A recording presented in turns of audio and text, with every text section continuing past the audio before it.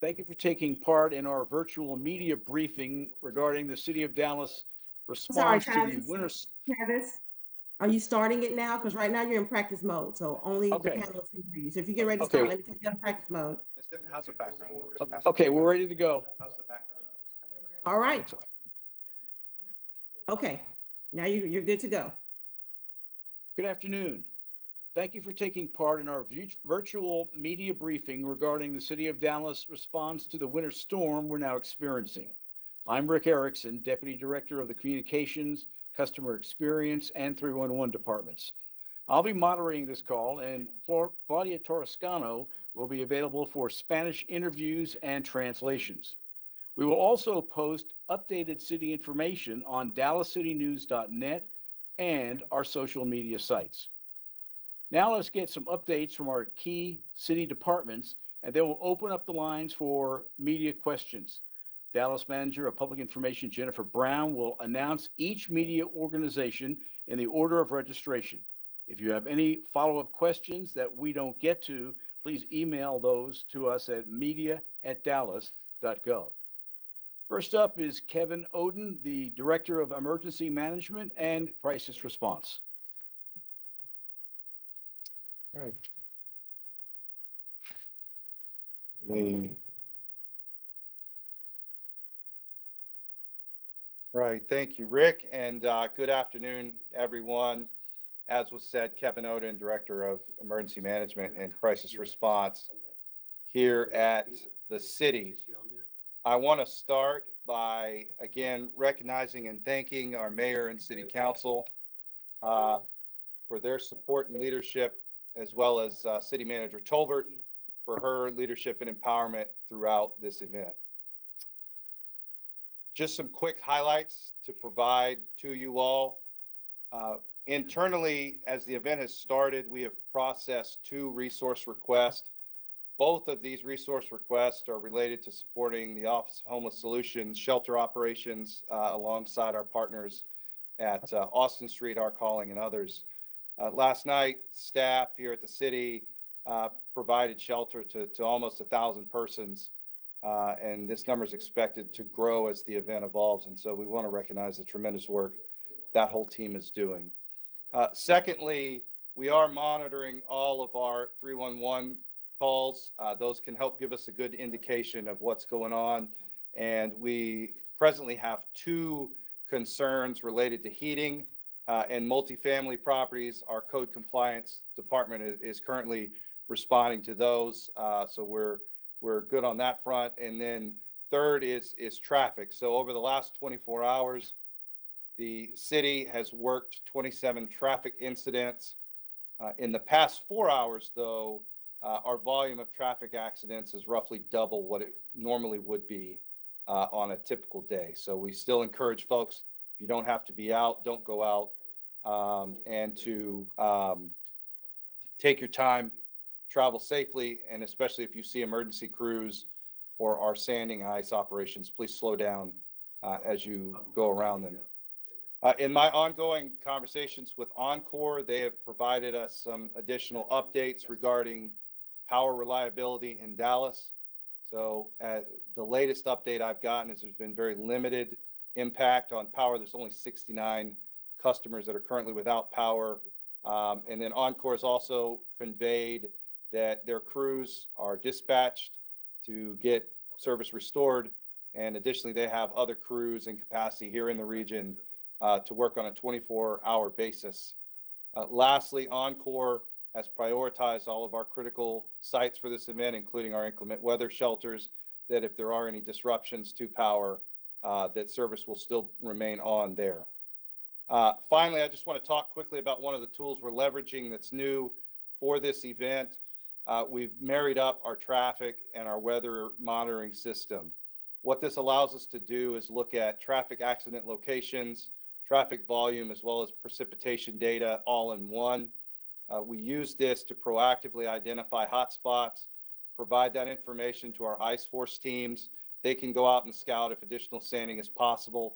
So we're using all of that data all at one time to make better decisions on where we need to deploy resources to help keep the roads safe both for our responders as well as for our residents. Our departments are now going to provide additional detailed updates on their specific operations. I appreciate everybody's continued engagement and for helping us share the critical messages to the public. Rick, we'll move forward with department briefings and then we'll be ready for any questions. Thank you. Thank you, Kevin. Next up is Gus Concari from the Transportation and Public Works Department and Tina Richardson.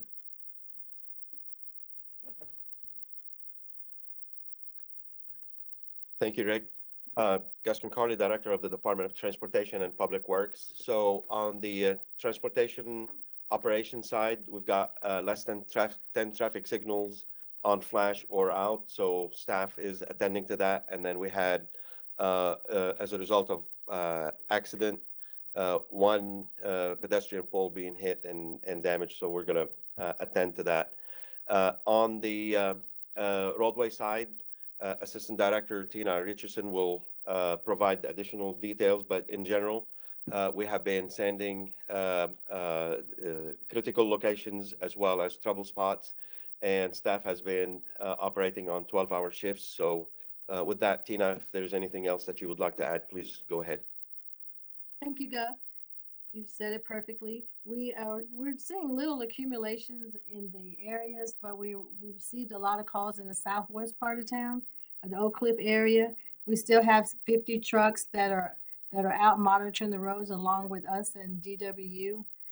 We're sending these areas as needed. We received several calls from other city departments wanting facilities sanded along with requests for critical areas. So we are continuously monitoring these areas, and we will be throughout the night. Thank you. Thank you, Gus. Thank you, Rick. Thank you, Tina and Gus. Next up is Lauren Rounds with the Department of Aviation.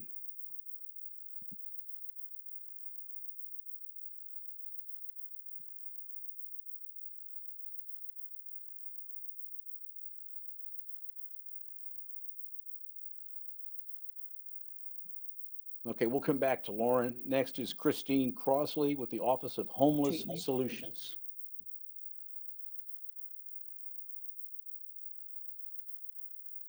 I'm sorry, I thought I heard someone. We do. Let's go ahead and hear from Lauren, and then we'll go to Christine. I'm sorry, I thought I started, but I'll start over. First and foremost, Dallas Love Field is open and operational. Both runways and applicable taxiways have been pre-treated by our teams, as well as terminal spaces like our sidewalks and adjacent roadways. And all surfaces will continue to be monitored throughout the event for further treatment as needed. In anticipation of the weather, our airline partners began adjusting their flight schedules as of yesterday. So last night we started seeing a lot of cancellations coming in for the next day or so. As always, passengers should check directly with their airlines for flight statuses and assistance with rescheduling. All of our critical airport staffers are on site and will remain on site 24/7 throughout the event. If you are coming to the airport, please drive safely and give yourself plenty of time to travel. We recommend arriving at least 2 hours before departure. Safety remains the utmost priority for our staff and passengers. So we advise everyone to be vigilant and patient and look out for those around them. For continued airport updates, follow our social media pages at Dallas Love Field on all major platforms. Thanks. Thank you, Lauren. Now we're going to go to Christine Crossley with the Office of Homeless Solutions. Thank you, Rick. Good afternoon, everyone. As of this morning, we are now sheltering 1,268 individuals. At Grand Place at Fair Park, it's 793. At the Tower Building at Fair Park, it's 205. And at Austin Street 2, which is 2929 Hickory Street, it is 270 individuals. We also have a total of 13 animals, 4 cats and 9 dogs. We are accepting pets at all temporary inclement weather shelter locations, so please do not think that that is a barrier to coming in. Our pickup zones continue. The pickup times are between 9 a.m. and 9 p.m. And 311 can be contacted between the hours of 5 a.m. and 10 p.m. We are specifically looking for cold weather sheltering requests via 311. We have ceased all other activities and are just focusing on 311 inclement weather shelter requests from 10 p.m. to 5 a.m. Call 911 to receive assistance with transportation during inclement weather. There are transportation zones for the regular transportation being done through our partners at Austin Street and across the region that are on our website, dallascityhall.com, homeless solutions, and the list of pickup zones is there. There's also a list of recreation centers that have cold weather packs. We encourage everyone to come inside. It is the best chance for survival. But if you are refusing to come inside, cold weather packs can be gathered at one of those listed locations, which include a Mylar blanket, gloves, hat, socks, and hand warmers. We also have multiple volunteer opportunities. These for temporary inclement weather shelter, whether it's time or effort that you want to give, plenty of things you can do. For more details, please contact us at ohsvolunteer@dallas.gov. Austin Street Center also has volunteer opportunities, which Daniel Roby, the president and CEO of Austin Street, will share in a minute. Very, very happy to have him here with us. Austin Street is the contractor for Office of Homeless Solutions, City of Dallas, who carries out all of the inclement weather activities. So we're very happy about that. Before I hand it off to Daniel, I just want to say that this is a really great opportunity for us because we have people who come in who we would not normally reach, who are emergency shelter resistant. And we are using this time to really focus on housing as many of them as we can. And that is something that, because we have the contract in place with Austin Street, his team is able to focus on with an exclusive team that does that. So Daniel, do you want to turn your camera on and talk a little bit more about that and some other items? Absolutely. Can you hear me? Yes, I can. Good. Yeah, so Austin Street's coordinating inclement weather shelter across the sites with help from many, many different partners. We do still very much need volunteers, so encourage people to use the website that Christine mentioned, also austinstreet.org, clicking Volunteer Now button. We would love for people to volunteer at any of our shelter locations. In terms of transportation, we have both a 40-passenger bus and a 25-passenger bus that's currently making routes at the designated locations that were mentioned. Both these vehicles have wheelchair accessibility as well, so that is not a hindrance of getting people to shelter from those pickup locations. Important to know, we have a placement team at every location as well that's working on trying to figure out how to end homelessness for as many as the people as we can during inclement weather shelter, knowing that many people seek shelter during inclement weather where they otherwise may not. So there's teams that have made already 36 placements have happened at Grand Place. We have several more happening at Austin Street as well. We are still could use in-kind donations of blankets, so those can be received at 1717 Jeffrey Street between the hours of 9 a.m. and 5 p.m. That's all the information that I have today, unless there are any questions. Rick, we'll turn it back over to you. Okay, thank you, Christine. Next is Paul Ramon, who's the Director of Dallas Animal Services. Good afternoon, everyone. Director Ramon, Dallas Animal Services. Some of the key highlights for DAS is that we would ask that, if possible, owners of pets keep them indoors during these low temperatures. Report outdoor pets without shelter to 311 under the animal lack of care weather service request type. Animal services officers are responding to calls 24 hours daily and will address and educate owners per the code. DAS is currently closed to the public for adoptions. However, we are here to assist in any owner reunifications if necessary, process online adoptions, fosters and rescues, and to intake any strays that are sick or injured between the hours of 11 to 5 p.m. After those hours, please call 311. Since the incident has begun till, I'd say 2:30 this morning, our DAS officers have responded to 796 calls. 140 of those have been weather-related calls. So our officers are out there educating the public, and so far, any citizens that have been found to be in violation have corrected those issues, and while the officers were on scene. And that is all I have. Thank you. Thank you, Paul. Next is Cliff Gillespie of Dallas Sanitation Services.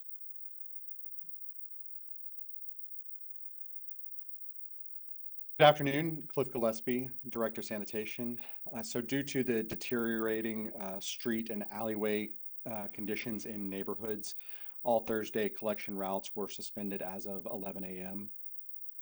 We've advised our customers to leave their carts at the collection point, and our crews will attempt to collect these carts on Friday or Saturday as conditions allow.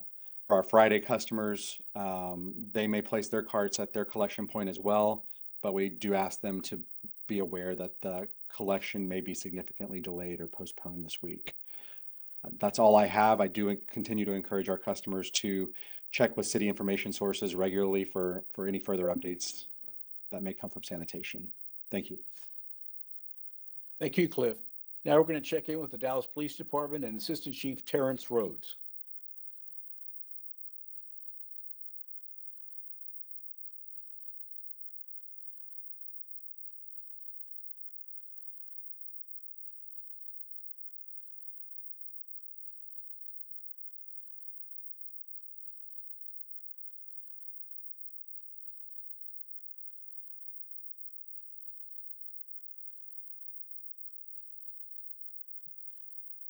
Let's go to Assistant Chief Scott Payco of the Dallas Fire Department, and we'll come back to Chief Rhodes.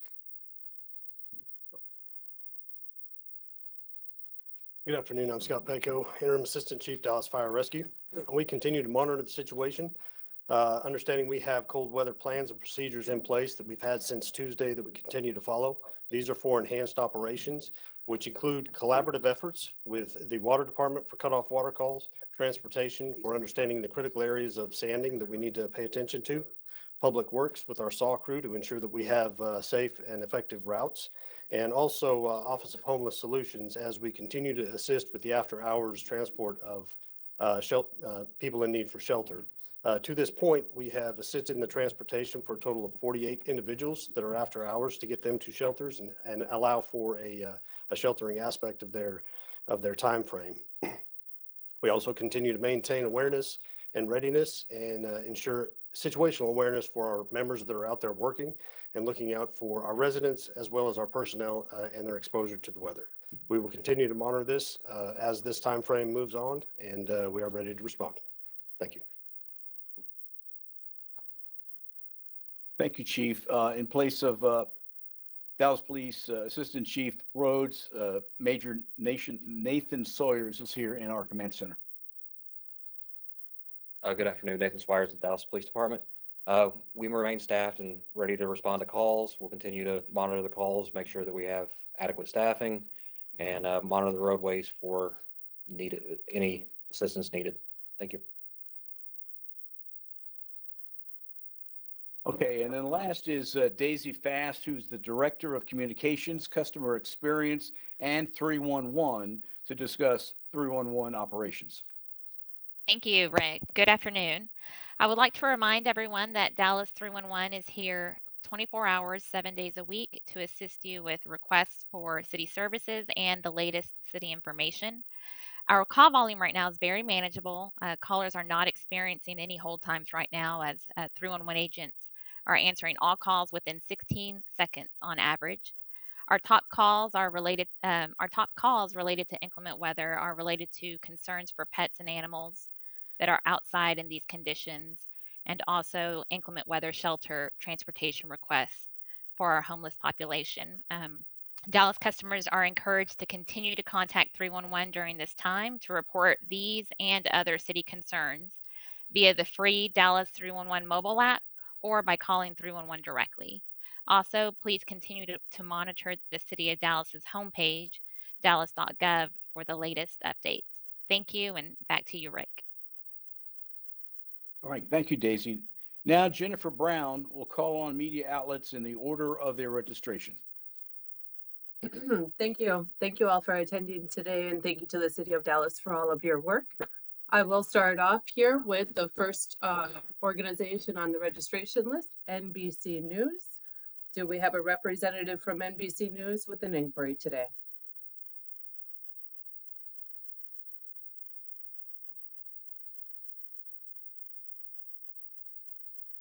All right, we'll come back on a second round and see if we have the representative joined us at that time. Next on the list, KRLD, please.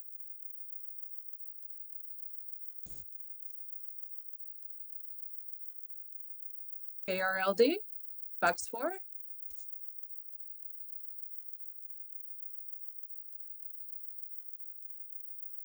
Okay, I see mic not working, no question. Thank you so much. So continue on. News Nation.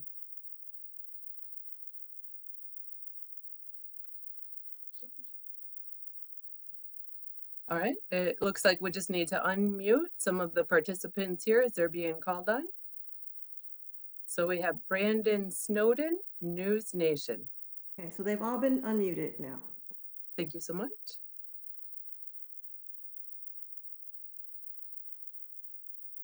Okay, we're gonna go back to LP Phillips.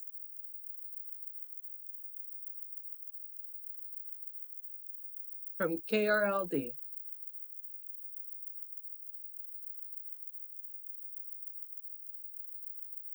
Well, you should have the ability to go ahead and pose your question here if you Are are you there? muted. Yes. All right, you finally unmuted. Okay. I have two questions, please. The first one is for Kevin. Kevin Oden. Kevin, you said something that caught my attention. You said you monitor the traffic and the weather, then you send trucks out to wherever they need. Is that how you find hotspots? I find that kind of interesting. Can you go a little further in depth on that? Yeah, so I appreciate the question. So number one is, in addition to that, let's start from the top. We've got years of knowledge as well as years of mapping, of scouting hotspots. And starting last night, we had 20 trucks assigned just to scouting. Those operations continue. But in addition to that, we want to be responsive to any areas that become slick quickly. And so that's why we're marrying up as much data as we can with the weather forecast so that we can deploy trucks as needed. So it's a bit of a two-part solution to the challenge, but one that we're currently seeing is operating. Now, let me pause there and see if Director Concarly wants to add to that at all.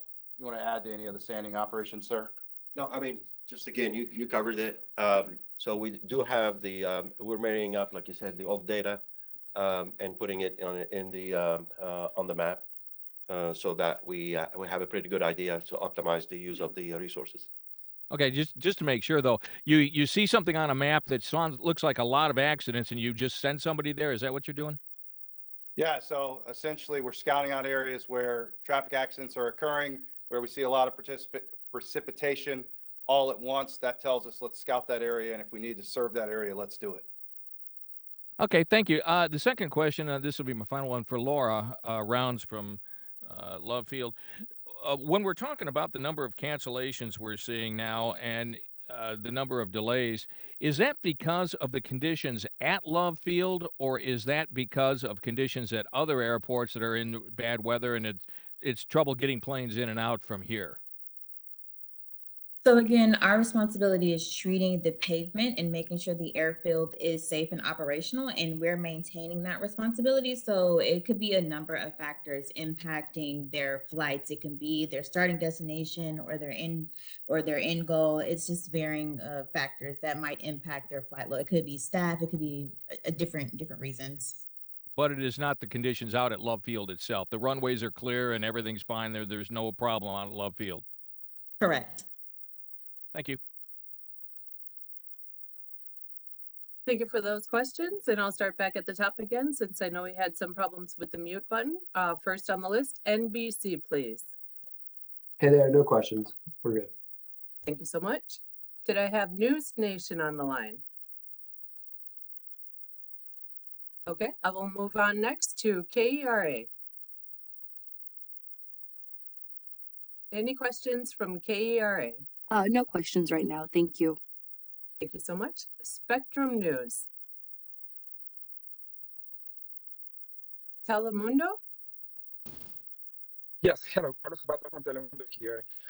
Somebody can reply this question about what's going on in Oak Cliff. I heard someone mentioning that there are some travel areas in Oak Cliff. Can you clarify that? Thank you. Troubled areas in Oak Cliff, someone mentioned. Oh, yes, Jennifer, I mentioned that. Can you hear me?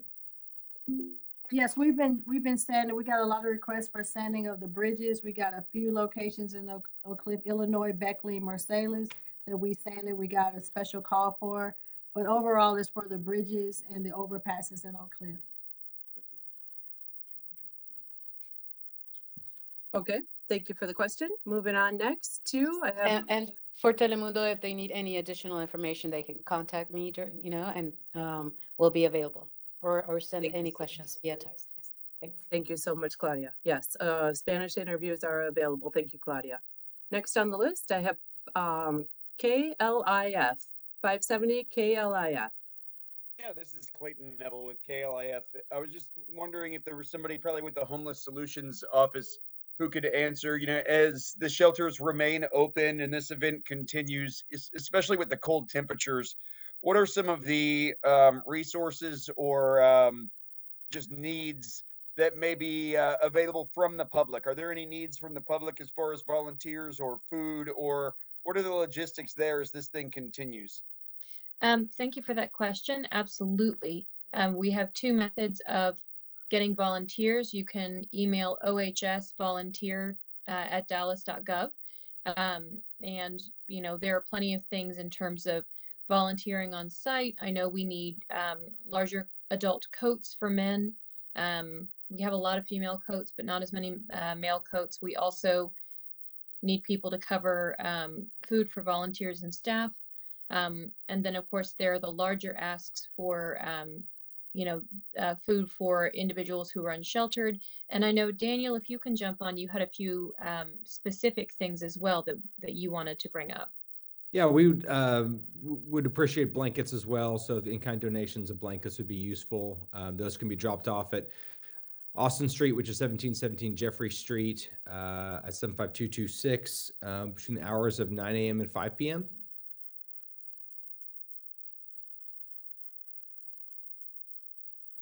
And then, of course, Dallas Animal Services, I'd be remiss if I didn't shout them out, is also working with us, and they're working with SPCA. So you could check with them if anyone has a particular interest around pets. And just a general shout out to all of our volunteers. We're very grateful for everyone who's making this possible. Thanks. Thank you so much. Next on the list, Univision, please.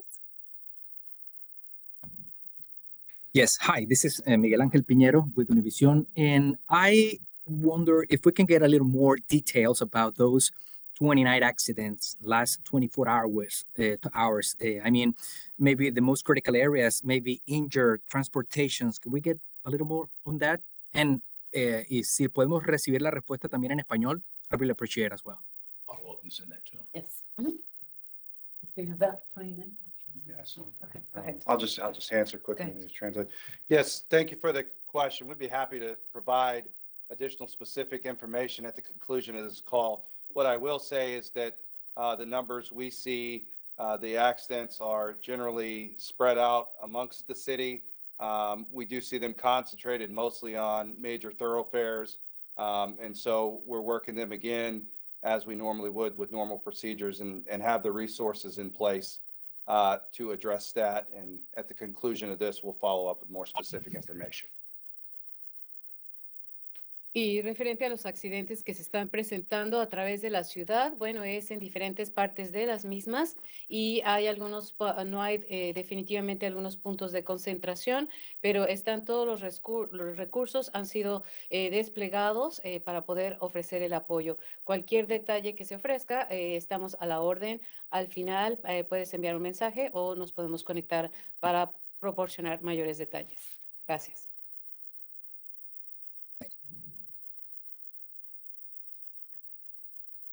Thank you, Claudia. Next on the list, I have Dallas Morning News. Hey, everybody, it's Everton Bailey from the Dallas Morning News. I just have two quick questions related to the city's homelessness response. Can y'all give an update on the maximum capacity for each of the temporary weather shelters? And then my second question is for Daniel Roby at Austin Street. You mentioned that some people who are unhoused are being helped into getting stable shelter. So I was hoping if you could elaborate on that process. Are they going to be, for example, moved to a hotel once the temporary shelter closes and then into an apartment? What's the process there? So yes, as of today, we're at about 69%. So we are really not worried about reaching capacity. We have plenty of space within the 3 shelters that we have going, so we don't anticipate needing to expand to a 4th. Daniel? Yeah, so the placement services process, it works a little bit different by location, but essentially there's teams that do this for a living. So they're dedicated to making sure we can find permanent placements. And it's not uniform. So it is not like uniform strategy where we would move people to a hotel and then follow up with them later. It's more case by case. So these are case managers, social workers who, meet with the clients, try to identify, what their unique needs are. They may be able to find a placement, for example, if they have a medical issue and need some type of long-term care setting. They may be able to support people who are interested in addiction treatment and would like to go to an inpatient treatment program. And there's some people who may be able to qualify for housing. Sometimes that may mean immediate housing that's available through our homeless services continuum of care, or it may be something we're able to divert somebody with a little bit of resources that we have from our diversion program that, again, is a program that's been in existence kind of throughout the homeless services continuum. So all those different things happen, just depends on the individual and what we have available to us in terms of resources. Just a quick follow-up there, and I appreciate the answer. I mean, are people going to be sent back outside until y'all have something for them?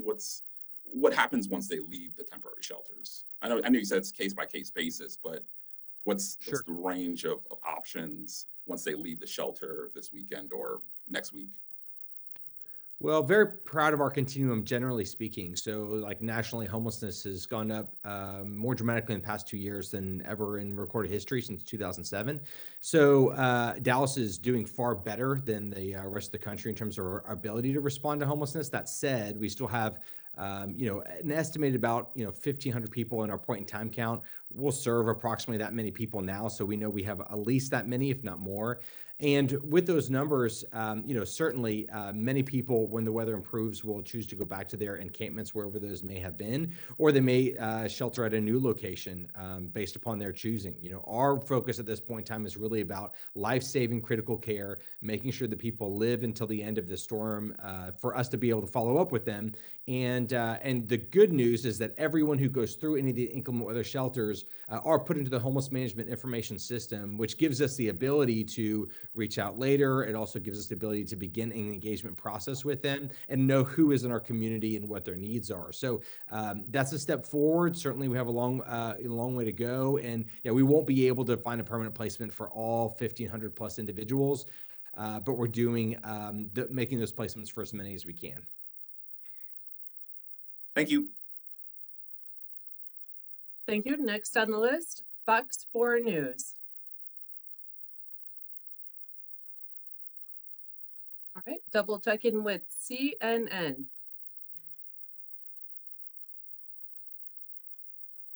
Do we have a question from CBS Texas?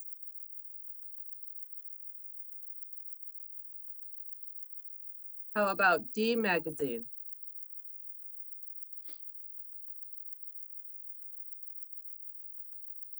Okay, that's the list of everyone that has registered. So I will open it up now in case there's a question from an outlet that was not registered prior to receiving this list. Any additional questions, please? I did have a question on DART. I know that, some people, you mentioned there were some protocols for the roads and for accidents, but I'm wondering if there's any for the DART tracks, people that are going to be using those trains right now.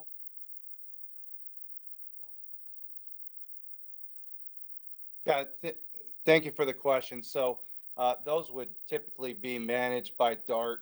Obviously, we have a direct line to them. I've spoken to them this morning about their service levels and what they expect, but we wouldn't preempt their ability to respond to anything on the train lines or the bus lines, and so I defer that to them.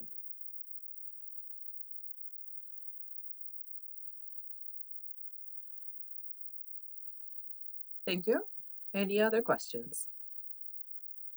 Carlos Zapata from Telemundo again. I have a question. If Claudia, please can share with us in Spanish the request for sanding in the roads in Oak Cliff. Thank you very much.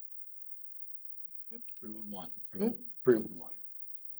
Ah, sí, para reportar cualquier tipo de puentes que haya algún riesgo, se está asegurando de que haya lo que es la distribución de arena. Es una combinación de arena con sal y eso se está distribuyendo en todos los puentes y todas las vías principales.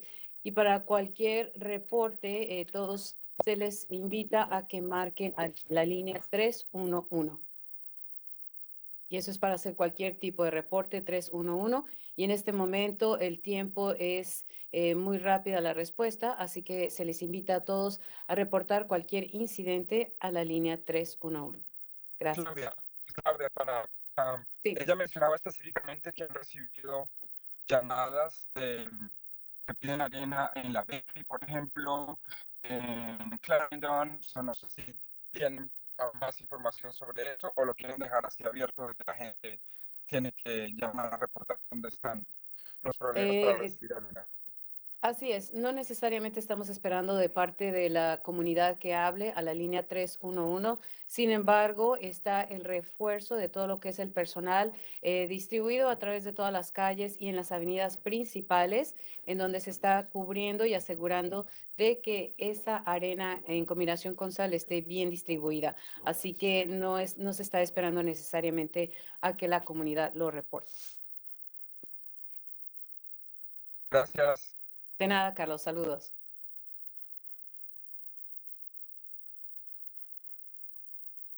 Hey, it's Everton Bailey with the Dallas Morning News again. I just have a follow-up question for clarity for Kevin Oden. You mentioned earlier that the city's first responders were responding to double the amount of traffic crashes that typically happen in a day. I'm sorry if I missed this, but do you have the actual numbers on that?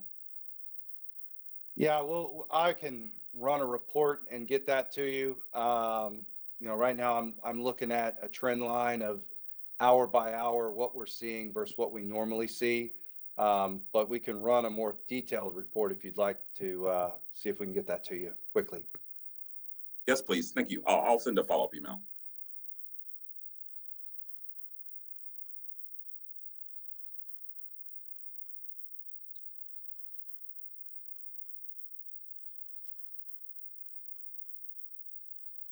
And if there are any additional inquiries from the media, you can always reach us at media@dallas.gov. I believe that's all for today. So back to Rick, please. Thank you. Thank you, Jennifer. And just to follow up on the comment about 311 and calling the report, if you see something that needs to be addressed, please call 311, and there are multiple service option requests that you can choose from. So feel free to reach out to 311.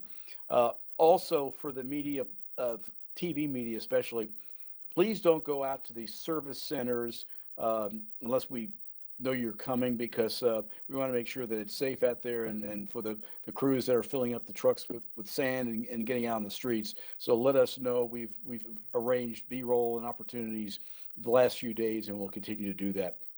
One more point to make is that if you don't have to get on the roads tonight or tomorrow morning or during the day tomorrow, please don't. Please stay at home. If I get Chief Peko up again about what the traffic, the increase in traffic and how it impacts emergency operations. As we always do, we share the importance of staying off the roads and being safe, and we do that with our own personnel as well to ensure that they're being safe in their response. Our goal is always a safe and efficient response, and being effective in that and making it with a shorter en route time and getting to the scene. So with that comes with just again saying, if you don't have to be out, please don't be out. That does cause some issues at times. If we do have an accident, we will expand that scene. So if anybody is out, please anticipate a little bit slower traffic, a slower scene that's going on, because we will look out for the safety of our members and safety of the people that we serve. Thank you. Question. Can please Claudia say that in Spanish, please, about if you don't have to be in the road later today or early tomorrow, that will help us for the Spanish media. Thank you. Yes, we're getting Claudia to the microphone.